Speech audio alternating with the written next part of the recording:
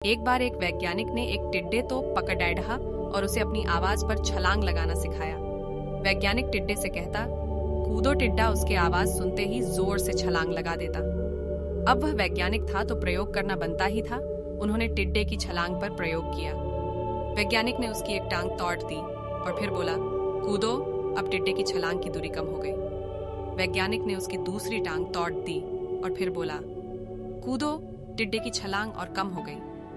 अब तोड़ ही गई उसकी तीसरी टांग, फिर छलांग की दूरी और कम हो गई। एक एक करके बेचारे टिड्डे की सारी टांगें तोड़ डाल दी गई। अब आखिरी टांग टूटने पर जब उससे कहा गया कूदो तो वह हिल भी नहीं पाया। अब वैज्ञानिक ने अपना निष्कर्ष अपनी डायरी में लिखा। जानते हो उसने क्या लिखा?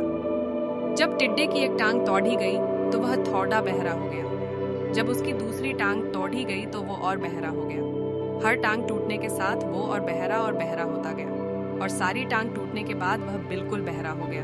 अब जोर जोर से चिल्लाने का भी उस पर कोई असर नहीं हुआ। वो तो अपनी जगह से हिला तक नहीं, छलांग लगाना तो दूर की बात थी। इस कहानी को सुनकर सभी को ऐसा ही लग रहा है ना कि क्या मूर्ख वैज्ञानिक था, इतनी सीधी सी बात उसे समझ में नहीं आई। या कुछ लोग ये भी सोच रहे होंगे कि ये तो किसी बच्चे को भी पता है कि टिड्डे की छलांग उसके टांग टूटने की वजह से कम होती जा रही थी, ना कि वह बहरा हो गया था।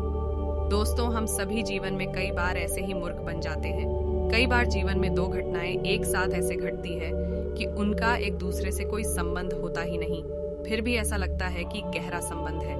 कभी कभी दिखता कुछ और है लेकिन समझ कुछ और आता है और वास्तव में होता कुछ और है।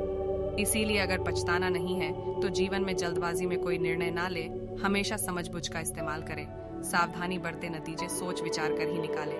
धन्यवाद।